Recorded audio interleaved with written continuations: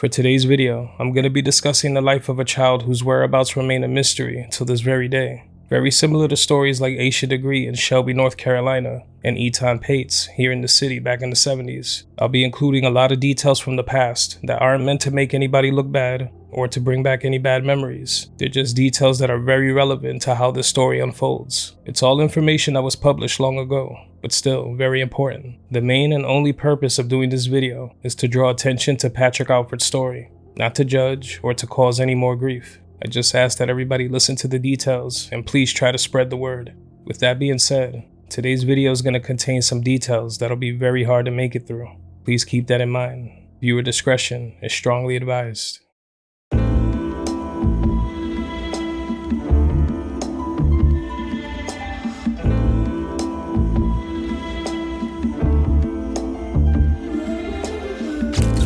Sadly, Patrick Alford is the best-known missing child in New York City since Eton Pates vanished in 1979. Patrick wanted to go home to his biological mother and disappeared on January 22nd, 2010.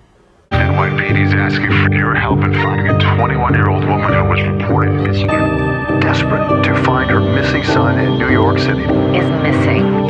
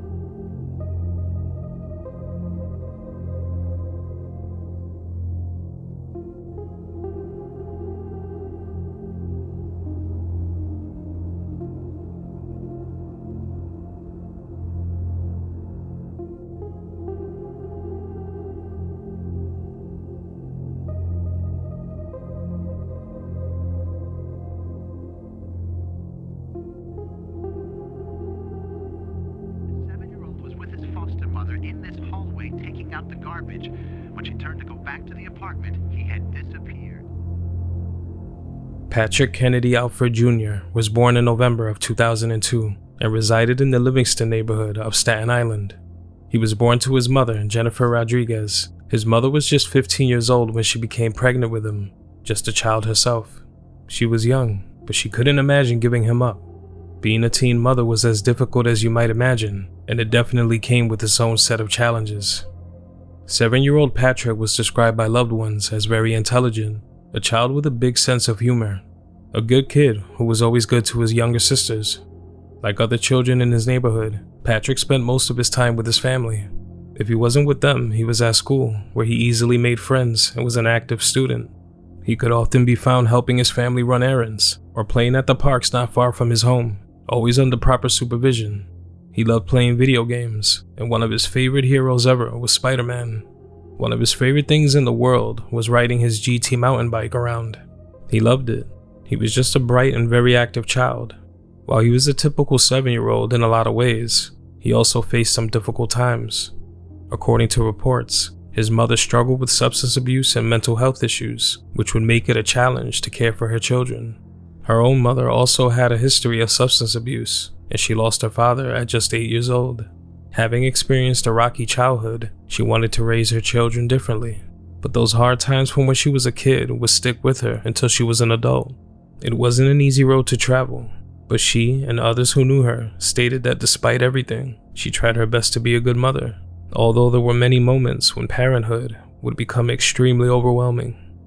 In December of 2009, the Administration for Child Services would start to investigate Jennifer's situation. This was after they were made aware that she was arrested for stealing while with her children. They had investigated her in the past on and off due to domestic disturbances with Patrick's father. In addition to this, she claims that she called Child Services herself, asking them for help. She told them that she was on drugs and she needed help caring for her children. She also explained that her substance abuse issues were much more serious than she let on, and not limited to just marijuana use. She needed for someone to care for her children while she got into rehab and got clean. But in her own words, This would be the worst thing that she ever did.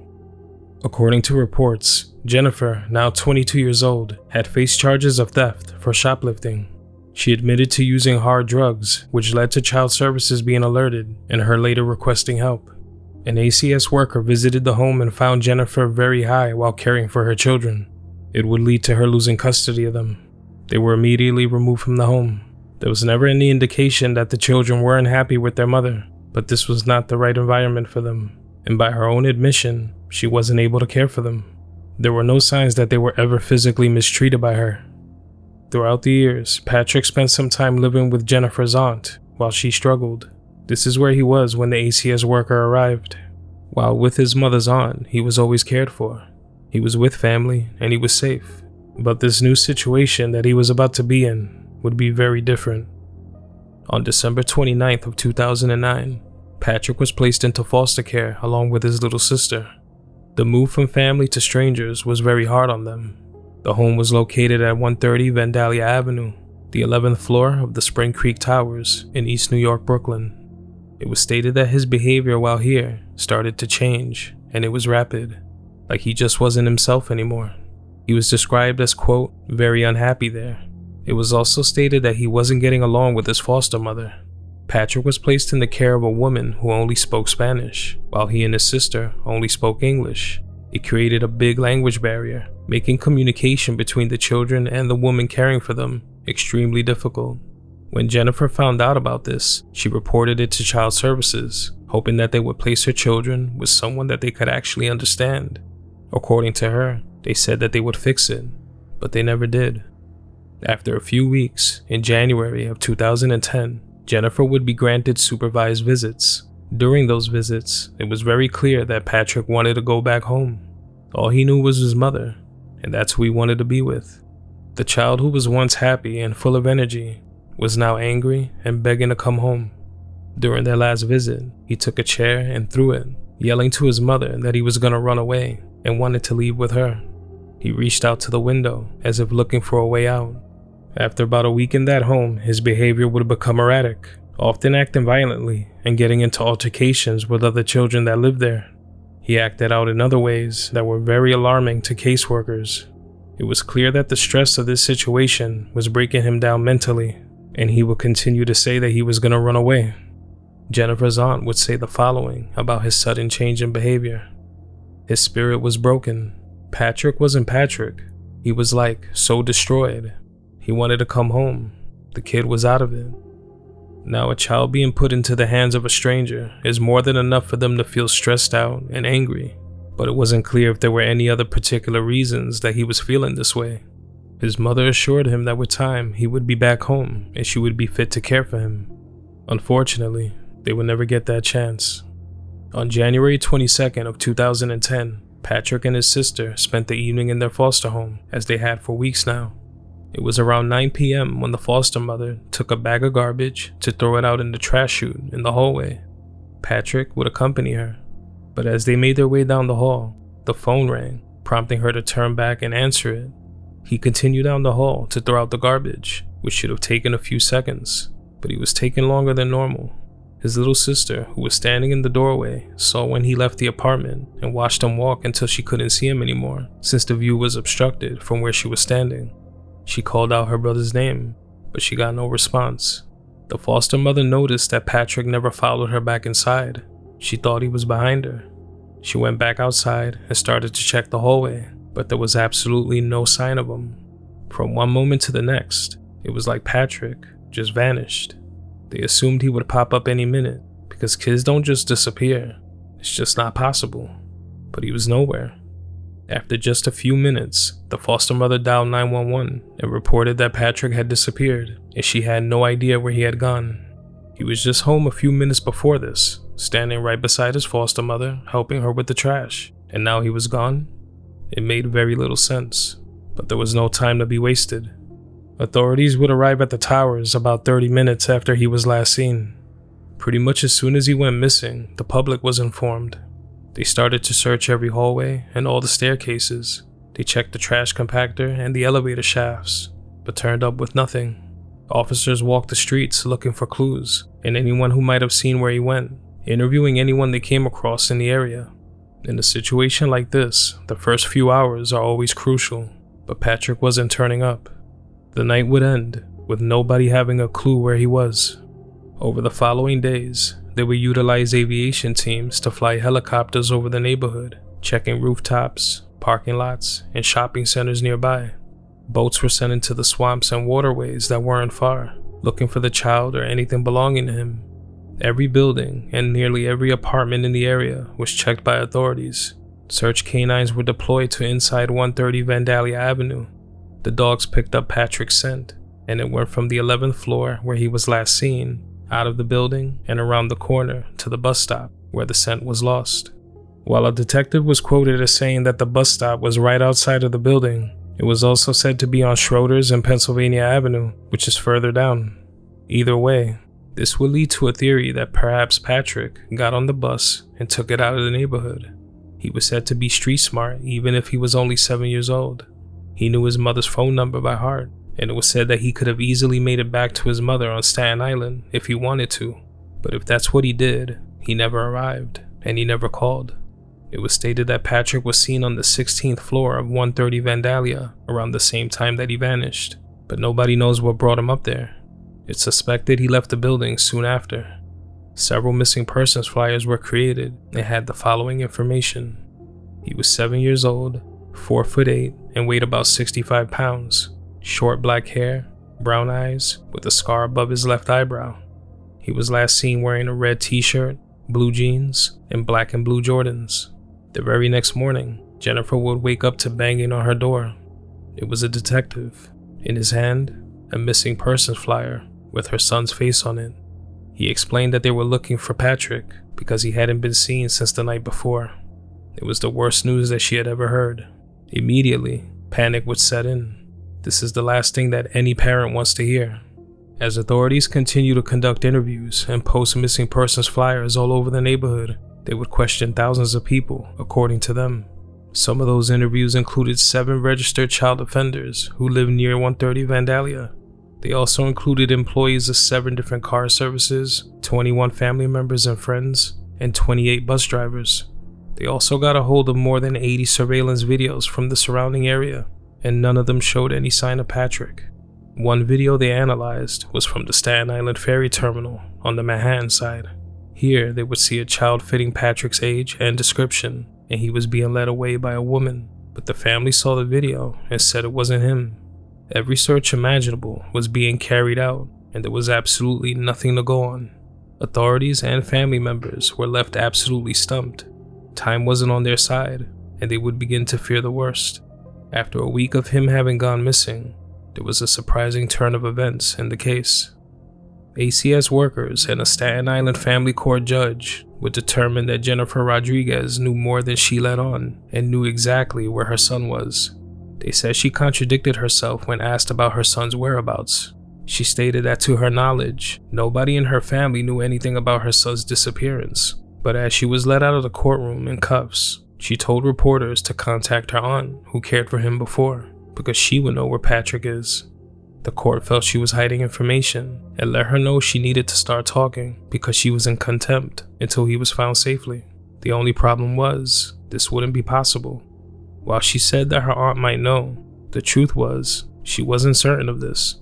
It was stated that she said this while she was under stress and didn't really know where her son was. When they interviewed her aunt, she would have the following to say about that statement. "My niece and I have a love and hate relationship. I guess she has nothing else to say." She would go on to say that the family was upset with her because on different occasions while she was caring for Patrick, Jennifer made attempts to take the child from her home, and she told child services about it. But it was the same for the rest of the family. Nobody knew what happened to Patrick. In the weeks that followed, Jennifer's aunt was questioned by authorities in her home 9 different times. Every time they came, she let them know that they were wasting valuable time on her. He wasn't in the home, and she had nothing to do with him going missing. At that point, she wished he was with her, because then at least he would be safe. Patrick's father would end up getting custody of his younger sister, who stood with him in the same foster home. In his eyes, he suspected that Jennifer and the foster mother were working together somehow, even noting that she had the foster mother's phone number saved in her phone. he had the following to say. Her whole story sounds ridiculous. It sounds fake. If he was threatening to run away, why would you bring him into the hallway to take out the garbage with you? He also argued that there was no reason for the children to be put into foster care when they could have been with him since long before this. He did, after all, now have custody of his daughter. It was stated that due to a record involving domestic disputes, they weren't sure if it was a good idea at first. The foster mother was quickly dismissed as a suspect.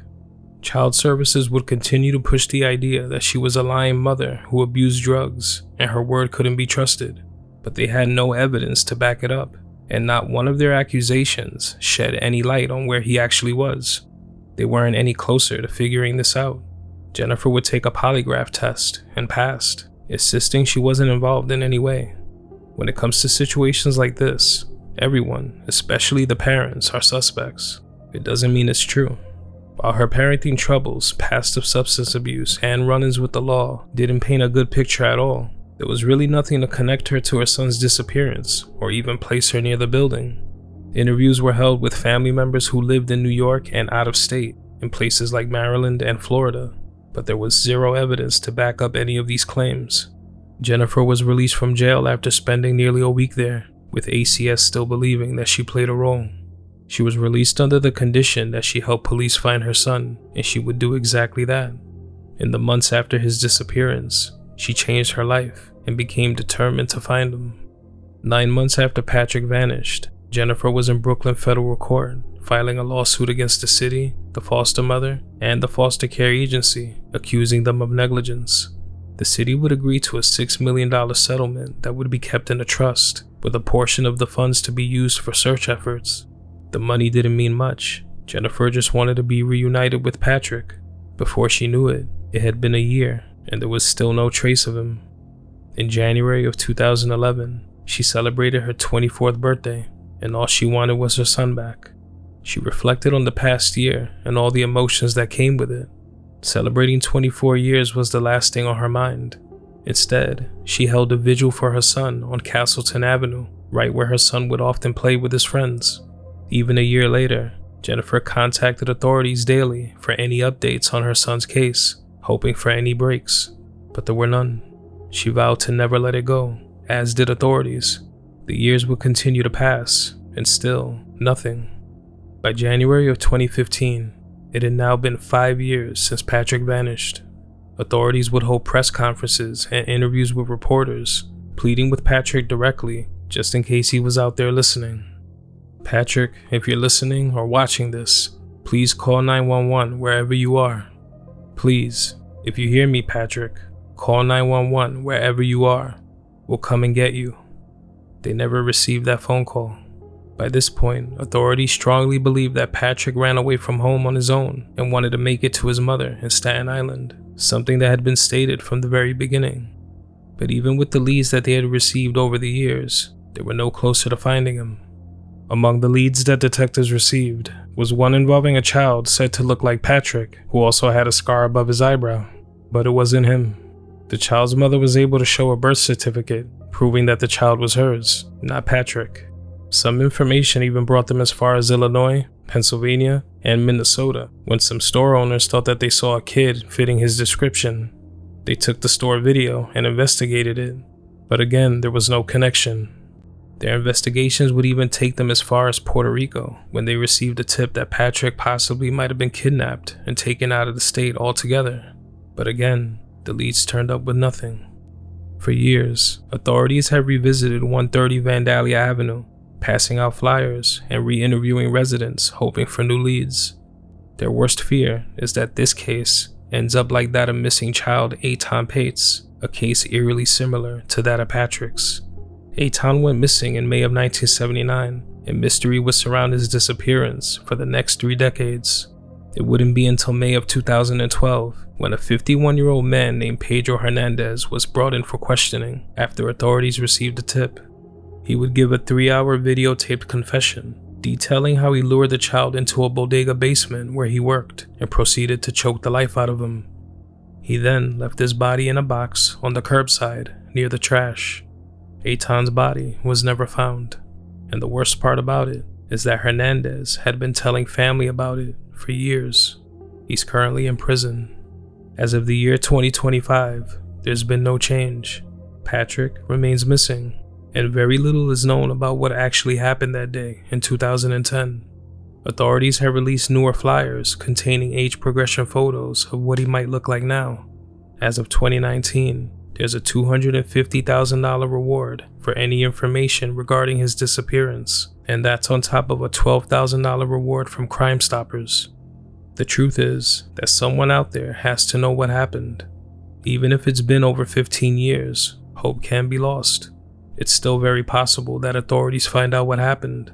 We've seen it before, even when decades pass. With social media, new technology, and advanced methods, anything is possible. This family is still seeking answers. Family who refuse to change their phone numbers just in case he decides to call. They still hold out hope that Patrick is out there somewhere. If he isn't, they need to know why, and they need to know exactly what happened. The family and authorities have never given up their search. They visit the area till this very day, passing out flyers and asking questions, hoping to jog someone's memory. It never gets any easier, but that closure is needed. As the weight of the last 15 years rests on her shoulders, Jennifer has never forgotten her child's smile, his funny behavior, the way he loved his family. Those last few times that she saw him stuck with her. In interviews throughout the years, she made it very clear that she will never stop looking for Patrick. Day in and day out, it's all she could think about. Not a day goes by that she doesn't have her mind on him. She has since left New York, but no matter how far she is from here, her search will never end. Not until she knows the truth, not until she gets the answers that she's been seeking all this time. I think about him every day. When I eat breakfast, I ask God that he's eating breakfast too. When it's cold outside, I hope he's warm. I'll never give up on my son. Never. Authorities were said to have conducted over 14,000 interviews and searched over 9,000 apartments since Patrick's disappearance. As of today, he would be 22 years old. If anyone has any information at all regarding the whereabouts or disappearance of Patrick Alford, you're urged to call local authorities or contact Crime Stoppers at 1-800-577-TIPS. You can call anonymously or submit a tip online.